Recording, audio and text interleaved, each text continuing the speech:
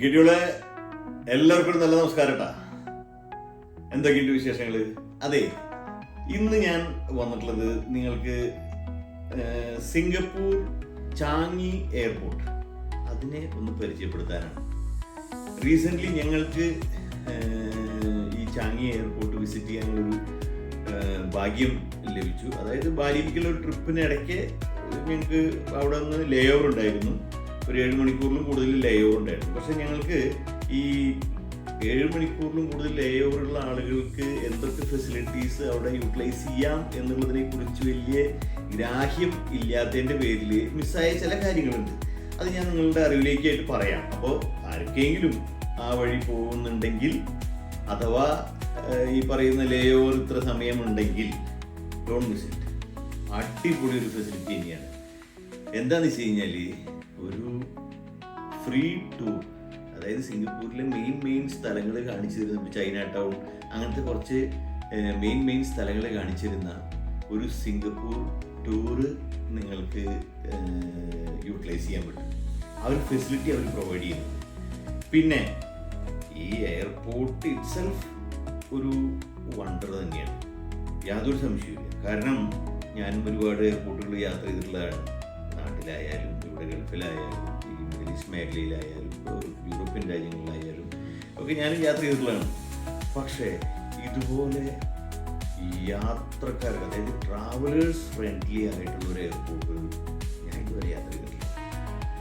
ഒന്നാമത് നമുക്ക് അവിടെ സമയം ചെലവഴിക്കാൻ നമുക്ക് ഒരു 2 ദിവസം ഉണ്ടായാലും ഈ എയർപോർട്ടിൽ കിടന്ന് തിരിയാനുള്ള ഫെസിലിറ്റീസ് അവരോട് പ്രൊവൈഡ് ചെയ്യുന്നുണ്ട്.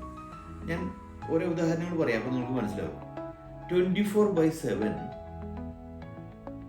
ഓപ്പൺ ആയിട്ടുള്ള തിയേറ്റർ, അതായത് അവിടെ പടങ്ങൾ ഇങ്ങനെ കളിച്ചുകൊണ്ടിരിക്കും. 1 by 1 ആയിട്ട് പടങ്ങൾ ഇങ്ങനെ കളിച്ചുകൊണ്ടിരിക്കും. നിങ്ങൾക്ക് സമയം ഉണ്ടെങ്കിൽ വന്നിരുന്ന് കാണാം. 100 സീറ്റ് അവൈലബിൾ ആയിട്ടുള്ള ഒരു തിയേറ്റർ 2 ടെർമിനലിലുണ്ട് എന്നാണ് എൻ്റെ അറിവ്. ഒരു ടെർമിനൽ ഞങ്ങൾ കയറി കണ്ടു, കുഴപ്പമൊന്നുമില്ല. പിന്നെ അതുപോലെ ഫുഡ് കോർട്ട്, എന്താ പറയുക, ഇഷ്ടം പോലെ ഹോട്ടലുകളുടെ ഫുഡ് കോർട്ടാണ്. അതെല്ലാ ടെർമിനലിലും ഉണ്ട്. പിന്നെ അതുപോലെ ഈ ടെർമിനൽ 1, 2, 3, 4, 5 ഇപ്പോൾ പണിതുകൊണ്ടിരിക്കുകയാണ്. ഈ 4 ടെർമിനലിലേക്കും ഇന്റർകണക്റ്റഡ് ആയിട്ടുള്ള സ്കൈ ട്രെയിൻ, മോണോറെയിൽ പോലത്തെ സംവിധാനം, അല്ലെങ്കിൽ ബസ് സർവീസ് ഉണ്ട്. ഏതാ വേണമെങ്കിൽ, അതായത് ഇപ്പോൾ വലിയൊരു ഏരിയ ഓക്യുപ്പൈ ചെയ്തിട്ടുള്ള ഒരു എയർപോർട്ടാണിത്, ഈ പറയുന്ന ചാങ്ങി എയർപോർട്ട്. അതായത് ആ ഒരു കടൽ തീരത്താണ് ഈ ചാങ്ങി എയർപോർട്ട് സ്ഥിതി ചെയ്യുന്നത്.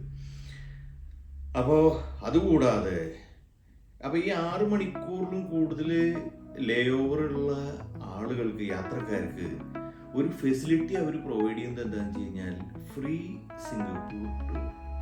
അത് എന്താ പറയുക, നമ്മൾ എത്തിയിടുമ്പോൾ തന്നെ, അതായത് അവിടെ ലാൻഡ് ചെയ്തിടുമ്പോൾ തന്നെ ആ പറയുന്ന ഫ്രീ സിംഗപ്പൂർ ടൂറിൻ്റെ ഡെസ്കിൽ പോയി നമ്മൾ പേര് രജിസ്റ്റർ ചെയ്ത് കഴിഞ്ഞാൽ അവർക്ക് നമുക്ക് അടുത്ത ടൈം അലോട്ട് ചെയ്യും. നമുക്ക് ഫ്രീ സിംഗപ്പൂർ ടൂർ എൻജോയ് ചെയ്യാവുന്ന 4 മണിക്കൂർ നേരത്തെ അങ്ങോട്ട് ഒരു ട്രിപ്പാണ്.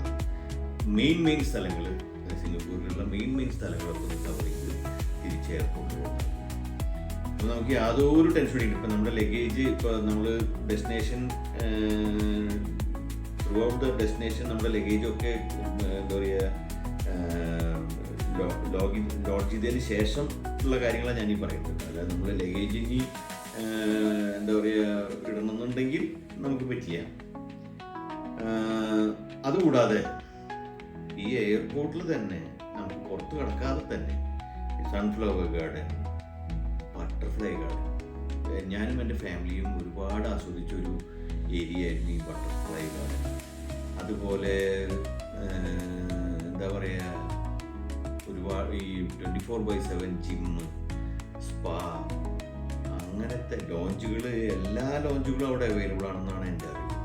കൂടാതെ അവർ ജ്വൽ എന്ന് പേരായിട്ട് ഒരു ഡോം, വലിയൊരു ഡോം, ഈ 4 ടെർമിനലിലും ഓൾമോസ്റ്റ് നടുക്കായിട്ട് ഒരു വലിയൊരു ഡോം, ഒരു ഗ്രീൻ ഹൗസ്, വലിയൊരു ഗ്രീൻ ഹൗസ് അവർ സെറ്റപ്പ് ചെയ്തു.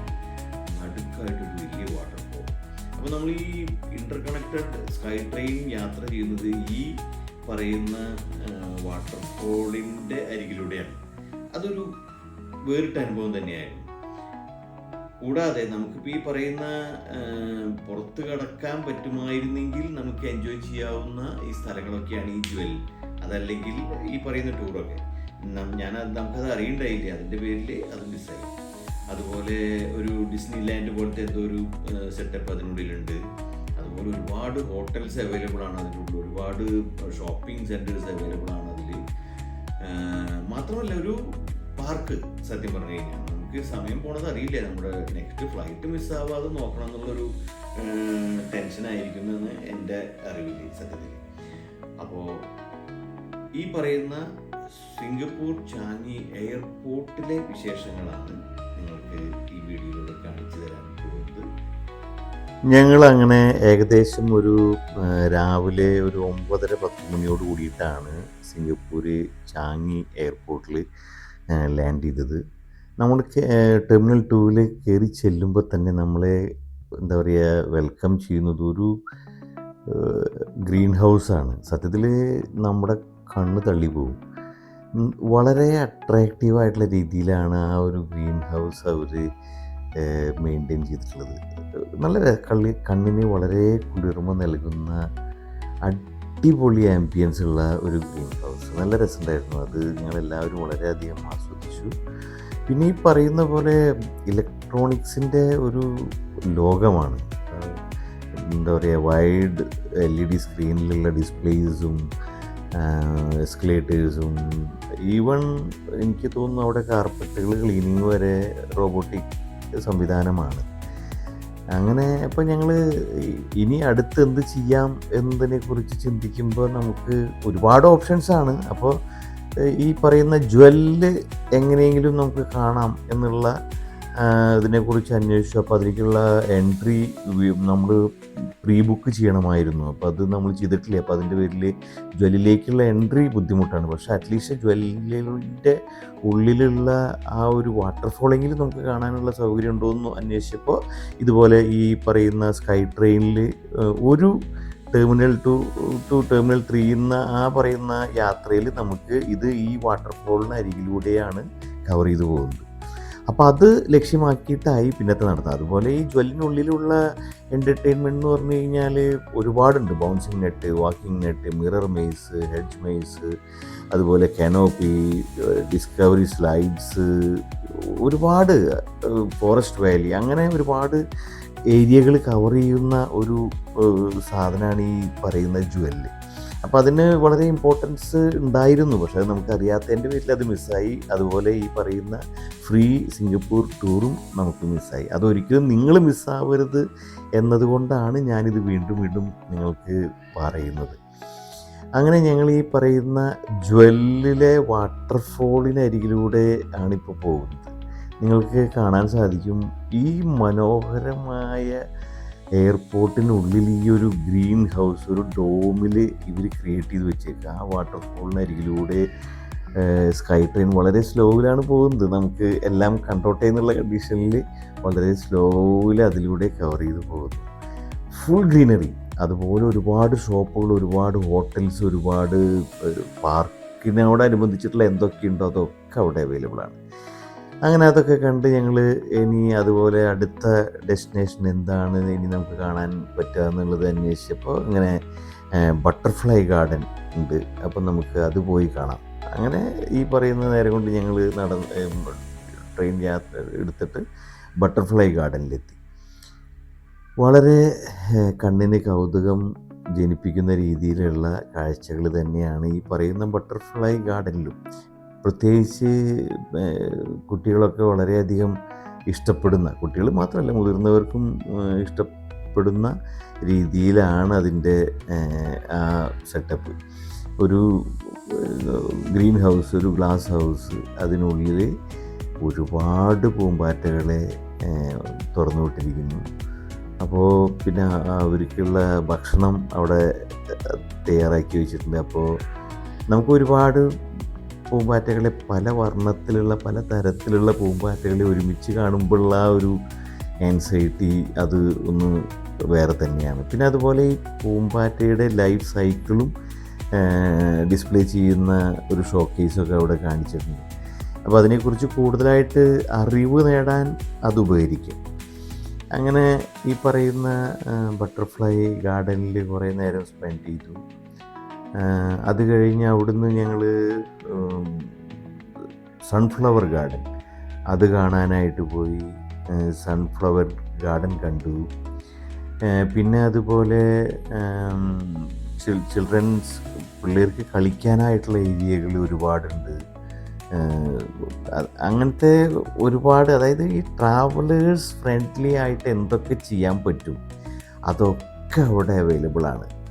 ഫുഡ് കോർട്ടുകൾ പറയാതിരിക്കാൻ നല്ലത്, അത്രയ്ക്കും ഫുഡ് കോർട്ടുകളുണ്ട്. ഏത് വെറൈറ്റി ഫുഡ്, എന്ത് ഫുഡ് വേണമെങ്കിലും.